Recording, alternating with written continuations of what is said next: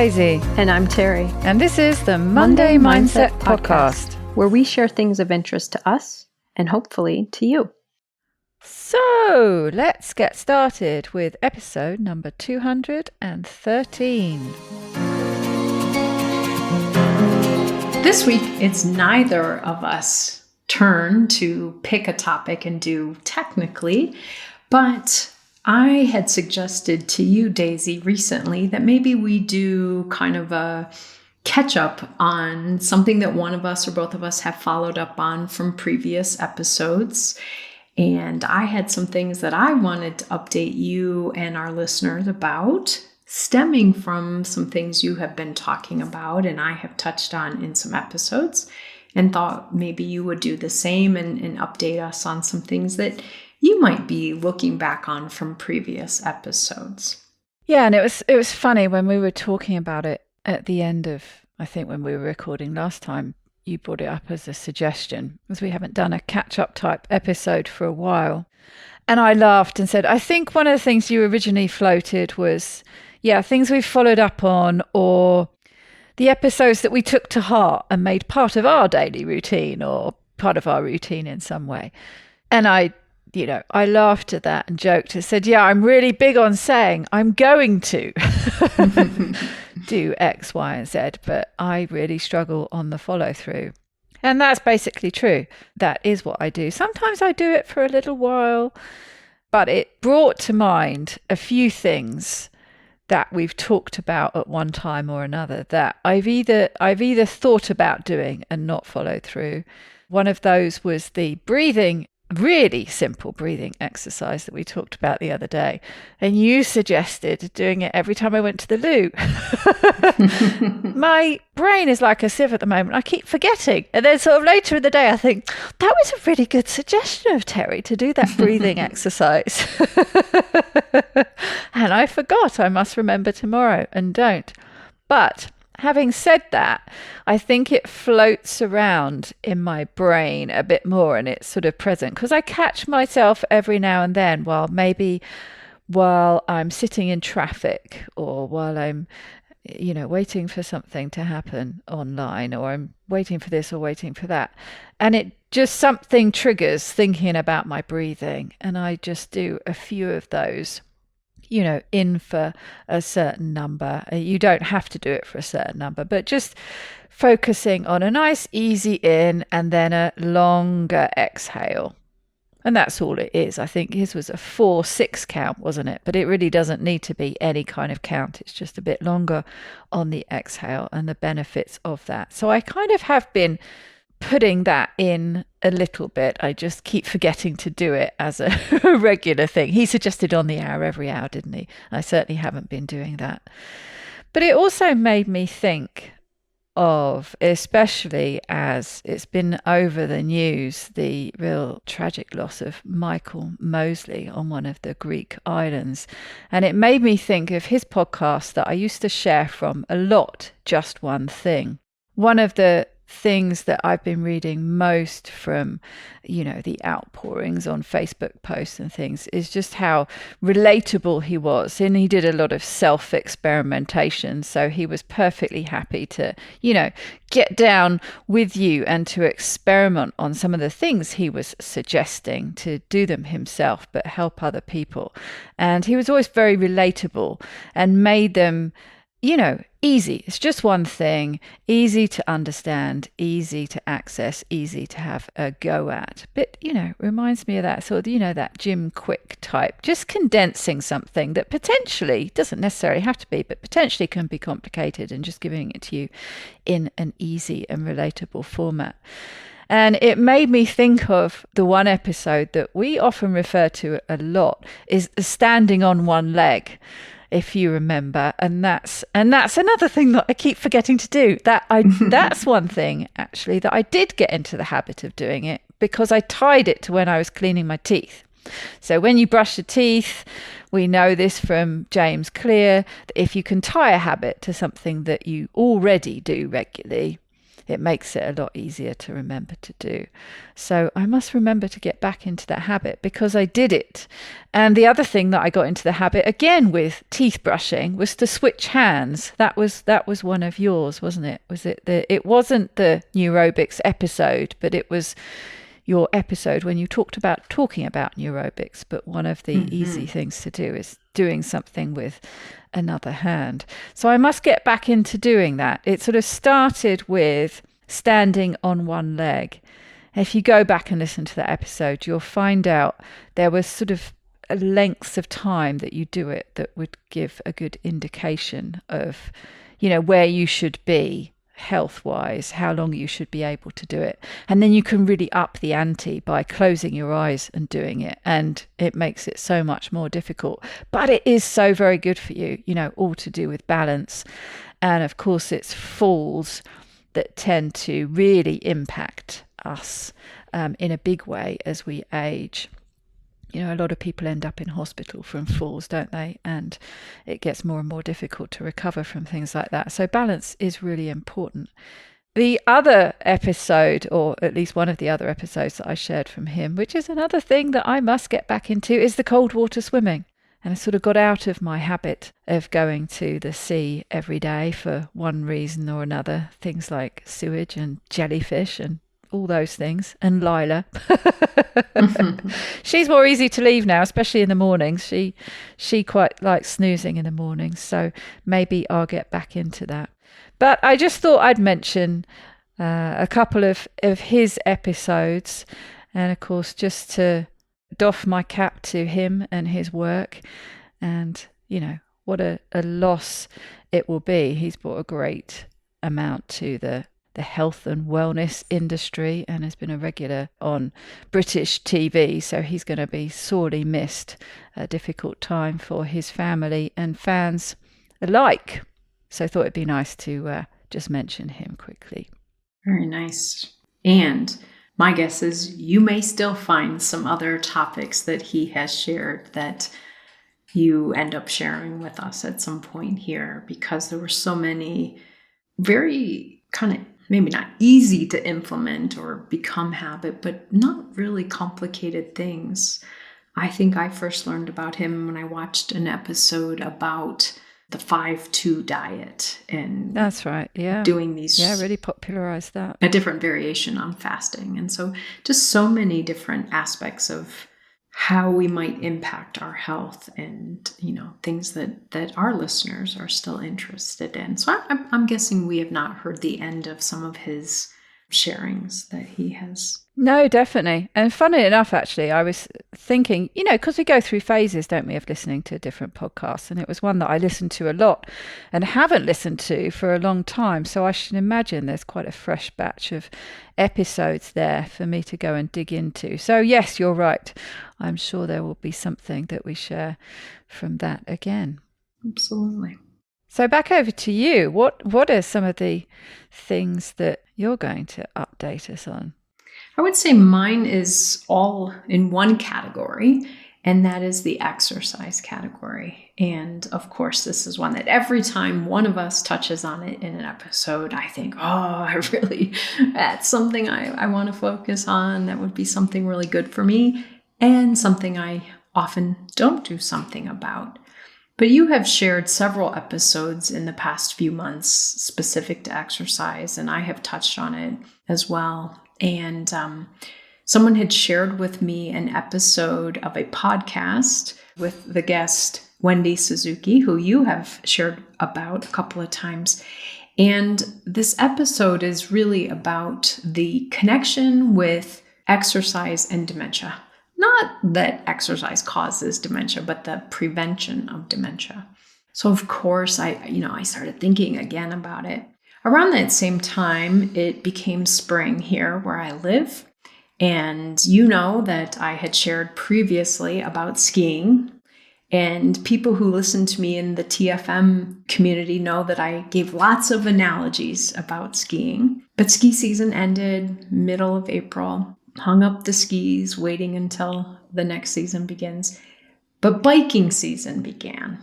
And biking is something that I've done before in my life, not real seriously.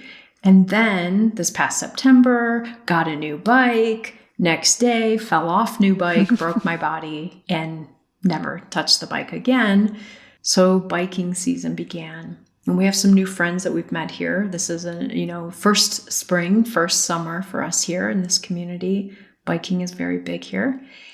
So we started biking with our friends. And that first ride for me was very scary. Just getting on the bike was super scary. I went so slowly. Everyone that I was with, I think they were just like, oh my gosh, are we going to have to always go this slow? But moving any faster just scared me so much because the way that I injured myself was by braking. So I think somehow my brain thought, if we don't have to use the brakes at all right now, this ride will be completely safe. Perfectly logical, yeah. But I got over that initial ride, didn't fall, didn't break myself, didn't have any incidents.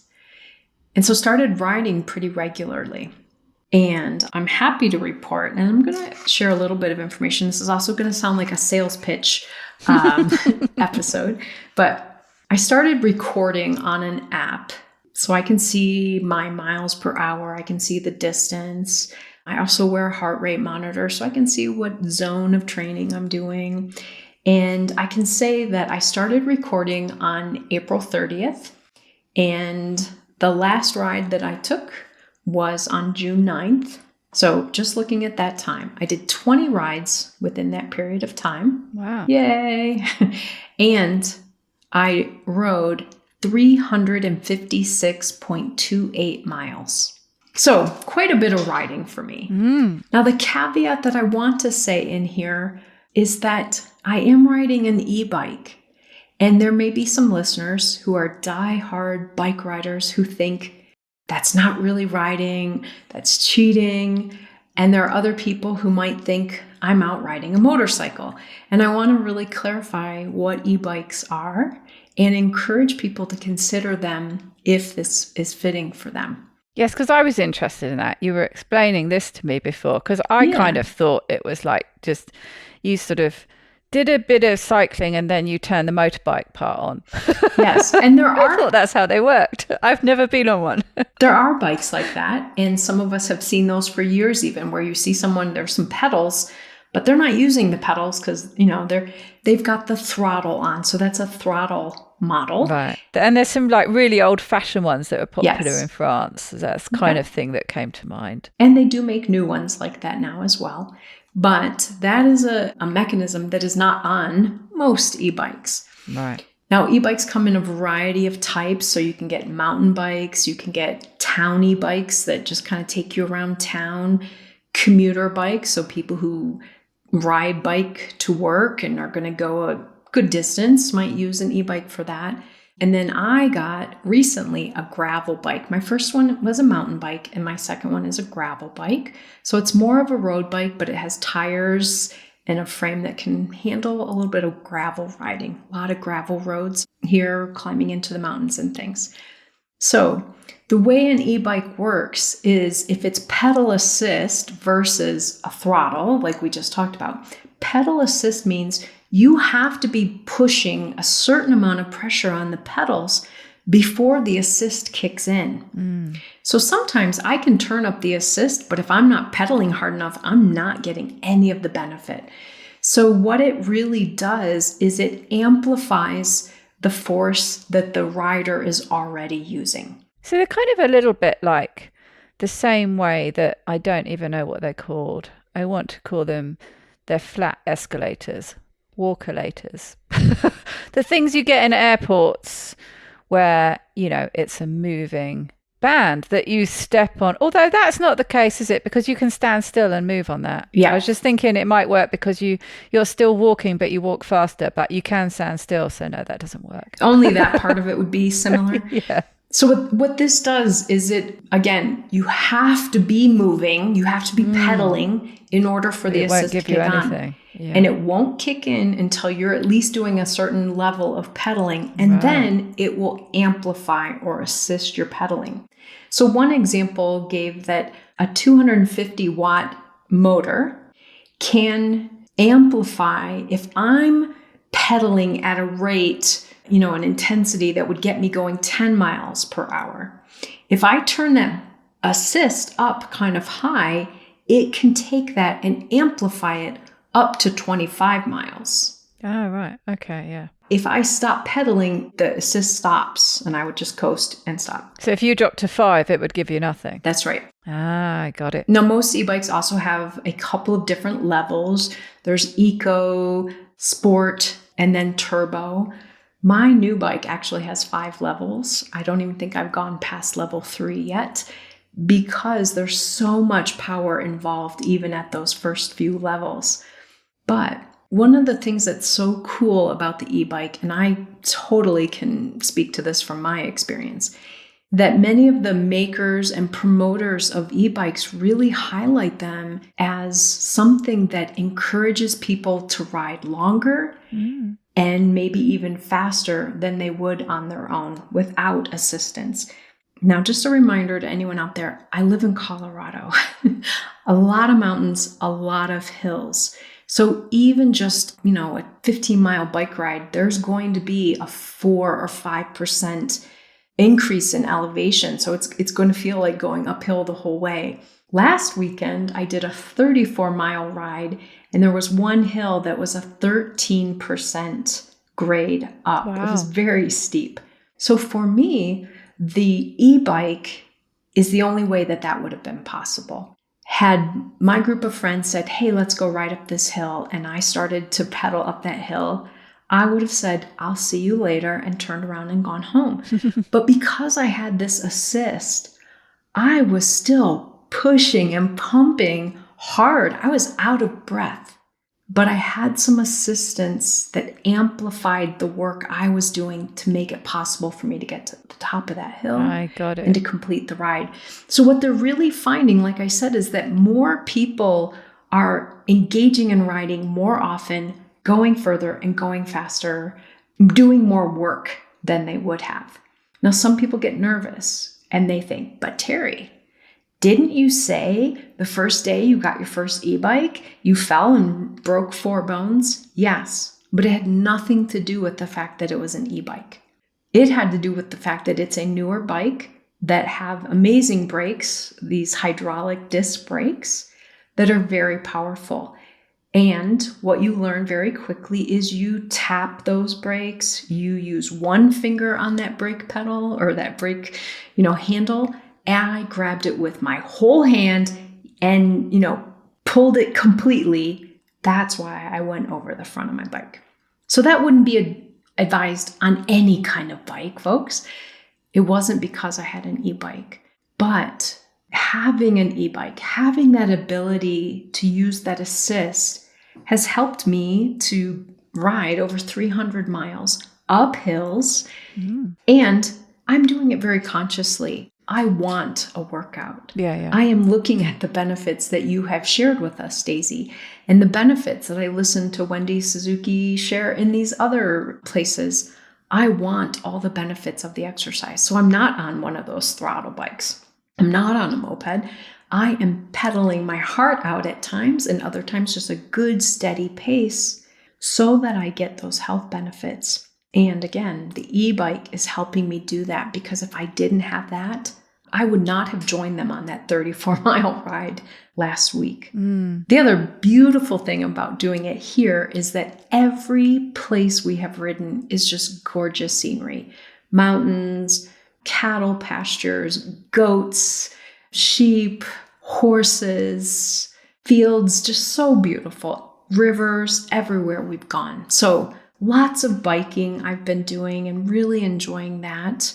And then there's another exercise thing beyond the biking that I've started doing. Wow. I would call it less exercise, but more just a strategy. So recently, some of you may have seen an article was printed about some research looking at the benefits of doing squats versus doing a 30-minute workout. So basically, a new study was recently published that found that performing 10 body weight squats every 45 minutes during an 8.5-hour period of sitting improves blood sugar regulation better than a single 30-minute walk or workout. Wow. So looking at the glucose control goal for me, this was very inspiring because yes, I can go do that bike ride.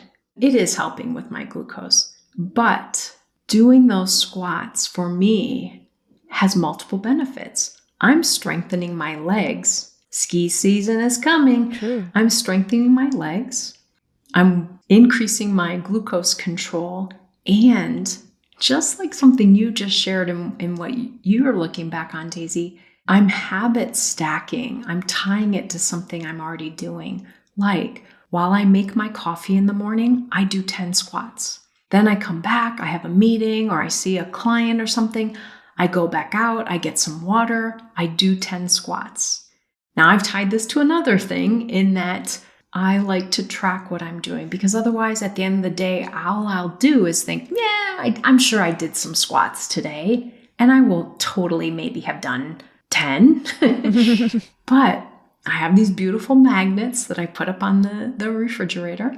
And every time I do 10, I put up a magnet and I put them in rows for each day. And I can see, yesterday I had 6 magnets. Today I had 5 magnets. Today I only had 3 magnets. And then I had 8 magnets. So at the end of the week, I'm kind of adding those up. That's a good idea. So far in the past week, I've had 210 squats. I have 21 magnets up on the refrigerator for the week. Cool. Last week, I had 270, so 27 magnets. It's so inspiring for me to track it and see that I'm doing it. Now, I can also tell the difference in my glucose, so I'm very excited about that. And I would never, ever do 70 squats at a time. That would be a way of exercising that would feel overwhelming and daunting to me. Never going to happen. But it's almost like I've thought nothing of doing 70 squats spread out over the day. And like I said, not every day is 70. Some days I only get 2 magnets, so I've done 20. But that's 20 more than I was doing a couple of weeks ago. So I'm really excited about this kind of momentum that you've helped me build, Daisy, of really looking at the overall benefits for longevity and health and specific aspects of health that different forms of exercise can do. I'm getting outside, I'm getting fresh air. I'm socializing. A lot of my riding is with people. I do some of my rides solo, and I really enjoy that too, especially as an introvert. I don't have to talk to anybody. I can just take off for an hour, hour and a half. But a lot of our rides are social. This morning, we rode maybe about 10 miles, had breakfast at a restaurant, got back on our bikes, and then rode about 15 more miles. So made a complete ride, had breakfast in the middle. So I'm really excited at this stage. And a couple months from now, some of you may need to remind me, go back and listen to episode number 200, whatever, because this is really great momentum for me. And I know one of the challenges for me in the past has been keeping that momentum going. Yeah. It's really fun for the first couple of weeks, but can you keep it 9 weeks in, 14 weeks in, 310 weeks in? So this is where I am with it currently. Very excited, feel very motivated, and just learning a lot about myself and kind of my capacity to do these things. Yeah, so that's probably why then I was wondering why I kept seeing stuff about squats coming up on my feed. You mentioned there was a study or something that has sort of generated or regenerated this interest in squats. Funnily enough, and it must have been something that popped up on my feed, but a link that I followed, I ended up watching a YouTube video from a guy talking about squats. But he was talking about not your sort of typical squats when you do a certain number of squats and you do a certain number of repetition of those squats. So kind of the thing that you've been talking about. But he was very much talking about relaxing into, sitting into a resting squat. And he was talking about some of the myths and some of the, hows and whys and wherefores of doing squats. And he was referring to different cultures that tend to be healthier who spend a lot of time squatting. Cultures and people and different places in the world who just sort of squat to sit around and chat and, drop down into that squat to be cooking and preparing things on the floor or doing things like that. And he was referring to all these different sort of groups and showing how much healthier they were and the impact it had on backs in places where people tend to spend a lot of time in a squatting position, in this sort of resting squat position, had far fewer back problems, far fewer knee joint problems, far fewer ankle joint problems, all these kind of things. It was actually really interesting. And he was recommending, a certain amount of time every day, just in this very relaxed sitting squat. You've motivated me to go back and watch that again and try and implement that, because he was obviously brilliant at doing it. And he showed all these various show off forms of one-legged squat and this squat and the other squat. And of course made it look super easy, but you could tell that it absolutely wasn't. But when he was going through just this relaxed sitting squat, he showed you a lot of different formats to make it easier or to build up to, a bit like doing another thing that I've planned to be able to do and never got around to it, but doing full body press ups. If you can't do that straight away, which I certainly can't, you start with wall press ups, don't you? And then you go to countertop press ups and you gradually move down to the full on the floor, full body press ups. And in the same way, he had a different range of things you could do with squats. So yes, they seem to have had a big resurgence of justified popularity. And in this study, part of the reason why what they were even looking at is the number of us who have a work day that involves sitting for 8-9 hours, no breaks. The idea that you will do more benefit by doing these 10 squats every 45 minutes rather than sitting for 8 hours and then doing a 30-minute workout. Because many of us have just learned, well, as long as I exercise, as long as I do that walk or that jog or that bike ride or whatever, I'm going to get the proper health benefits that I need. And so specifically looking at glucose control, interrupting. And there is something also about it in the study that also shows that it's about the getting out of the sitting position and doing something using those bigger muscles. You sit back down for 45 minutes, you get back up. So it's about interrupting the long span of sitting as well. So not just the benefit of doing the squats, but the interrupting of the long span of sitting is the way I understand the article. Yes, and that was a similar thing with the breathing exercise, wasn't it? It was kind of quite important to be doing it regularly as a sort of preemptive strike, really.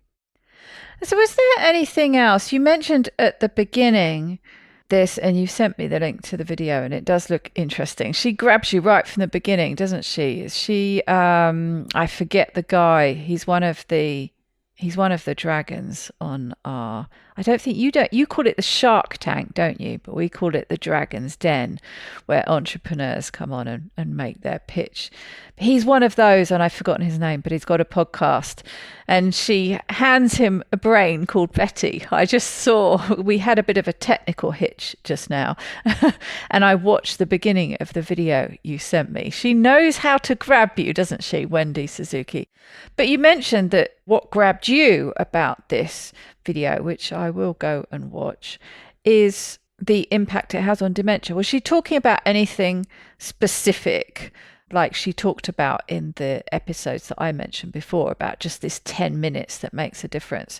Or does she give you a whole range of different things? That's a great question, Daisy. I have not gone through all of it. Was it just something that kind of got you motivated to get back, to really focus on getting out on the bike and doing these squats in general? I think to me, it really just inspired me. Any exercise, any movement is important to my future brain health. Right. So I also signed up for Pilates and went to my first Pilates class. So Wow. walking the dogs more, going to Pilates, biking, doing those squats, it just really motivated me. I've got to be moving my body. I cannot think that I'm going to maintain and continue to achieve health goals that I'm really valuing if I'm not exercising and moving my body regularly.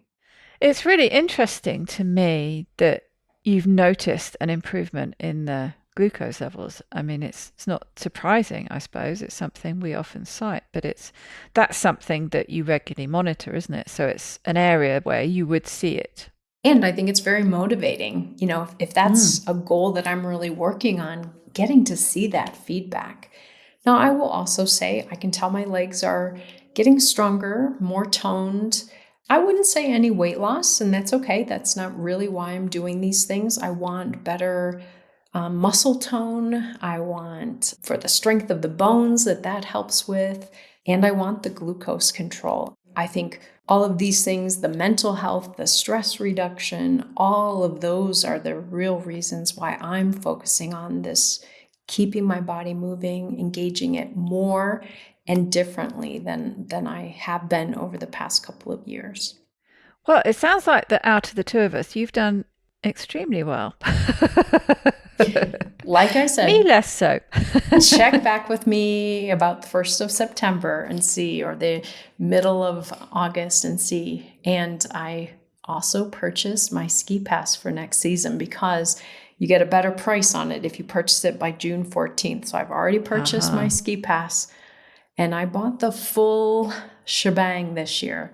Last year, my ski pass had just 2 days a week that I could ski. So this week, if I can work it out with my schedule and things, I can go however often. So I'm really looking forward to that. And I look forward to the Pilates, the squats, the biking. Those are going to improve my skiing. The balance, the stamina.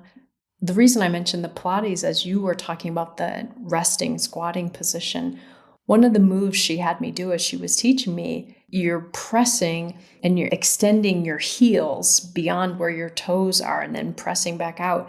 And she talked about how we don't often strengthen our ankles. And if you look at, like, she works with people who have Parkinson's and things, and they start to shuffle, that we lose that tone. So it's really important. So there's another form of exercise. Again, just different. I'm trying to optimize different aspects of how my body can move. It'll be really interesting to see when you go into your second ski season, how much all these things impacts and makes the skiing easier next time. Absolutely. I'm guessing you'll see a difference. Okay, well, that's quite a lot of exciting updates from you. I feel a little bit left in the shade here, but I will say, on a positive side, when you mentioned walking more with the dogs, I've been walking more with the dogs and extending the lengths of our walks. I now spend about half my day when it's a 2-walk day, but been trying to find more interesting places to go to for both our benefits, really, for the dogs and for me, and trying to extend it really for their benefit. The knock-on from that, obviously, is that I get the benefit from that. These videos that I've been watching about the dogs and the changes to their behavior and things that I need to be doing, one of the important things is having a variety of walks. So I've been working really hard on finding suitable walks, and now have sort of 5 or 6 walks that we can rotate, so they're never doing the same walk day on day. Yes, I've been doing a few little things, but you have inspired me to push a bit more to maybe bring some of these other things in, especially squats. It seems like squats are the thing. Squats are the things that will really make a change. So maybe that's the just one thing I should be focusing on. In the study, I think they also tested walking for 10 minutes versus the 30-minute walk. And again, more benefit. So I know that isn't a long enough walk with the dogs, but also getting up while you're editing, while you're sitting, doing the work, some of the work that you do, getting up and walking around for 10 minutes, coming back and sitting down, that also was found to have those benefits. So again, it's really the using those muscles and getting up from the sitting long-term position. So I'm excited. And one of the things I love about the way you described that is I think the things that we're most likely to keep doing are the things that kind of evolve and fit for us. So it's not like, oh, now I have to go do that thing. And so I love that your walking has become just part of this is what the dogs need. This is what I need. This is what we do in our day. I think that's so much more likely to become a habit and become consistent for you. So I think that's a great way to get this more movement going. Yes, and I guess when there's more than one reason for doing something, it helps as well, doesn't it? Absolutely. And as you say, when there's better weather, it also makes it easier. That's right. I just realized too, Daisy, that I have a little bit of a snoring little dog at my feet right now. So if listeners have been hearing a little rattling, weird noise in the background, besides our other technical issues we had during this episode, it may be that you're hearing Gracie at my feet. Good old Gracie. Gracie's just had a birthday, hasn't she? She did. She turned 16. Wow. It's impressive. Good old Gracie. Much to her chagrin, she got a 16-year birthday haircut that she really did not enjoy. Being held up in a sling in the shower. It was kind of traumatic for both of us, but we needed to get some of that hair off. So all is good. Oh, the indignity of it. Yes, well, the trouble is she can't see, can she? So it has to be done a little bit, Gracie. That's right. Brilliant. Well, some really great updates from you. That's very exciting. And I'm very impressed with all the things you're doing. I have to say, you just keep reeling out another one. Oh, yes. So there's the Pilates and the squats and the biking. Very good. Well, again, I'm famous for starting out big, but it'll be how congruent, how consistent I can stay. Overall, the exercise is so much more supported living here because everyone here is so active. Now, obviously, I don't work in an office, but everyone here, if you said, oh, how was your weekend? No one is saying, oh, well, I watched Netflix for 8 hours and I went to these restaurants. It was great. It's like, oh, well, I did this 60-mile bike ride. I did this 12-mile 900 feet of elevation per hour hike. They're very active, very health focused, very nature focused. So that is really helping me. It's not just me having to go out and initiate these things. It is part of living here. Yes, we've talked about that before, haven't we? The social connection and the commitment you have with going out with a group of others. You're way less likely say, oh no, I can't be bothered, which you could talk yourself out of it easily enough. But if you've made a commitment to go with friends, then you're going to have a really good reason not to go. Absolutely. Good. Well, long may it last. Wonderful. Okay, well, until I see you next time, I hope you have a very wonderful and active week. I promise I won't report in every week how many miles, even though I will know. All right, everybody, take good care, and we will be back again soon.